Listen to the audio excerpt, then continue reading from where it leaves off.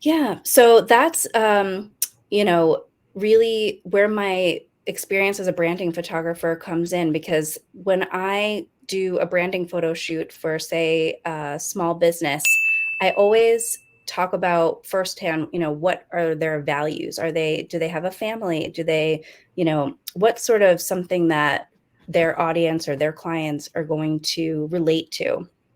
And how can we show that through images? So a lot of the time, say I did a photo shoot not too long ago with a health coach who uses different modalities in her. She's sort of more of an embodiment health coach, and so she uses movement. So I create, images of people actually doing the thing that they do with their clients, and then there's usually some sort of detail images, say with objects that aren't necessarily with people or maybe hands or something like that. There's, I try to photograph people with other people if that is applicable, so there's a lot of different ways to go about it. But as we know, we've all heard this saying, right, that an image speaks 1,000 words. So a series of images can really go far in sharing a story.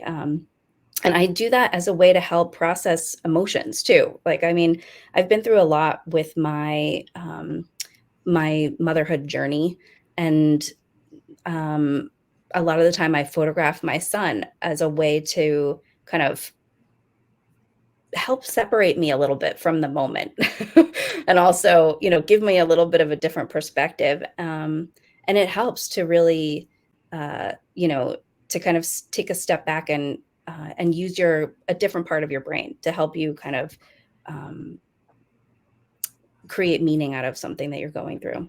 I mean, that's kind of, I wanted to kind of share both of those ideas about it, but in a nutshell, storytelling images are usually, a series of images, which I want to say too that we usually people remember things in still images, not moving images, and the still image is really powerful when you think about it that way. And memory is also a malleable thing. You can change your memory of something. And so when you create images about it, when you look back at a photo, you might think of things differently. You might see things differently. Does that make sense? Yeah, but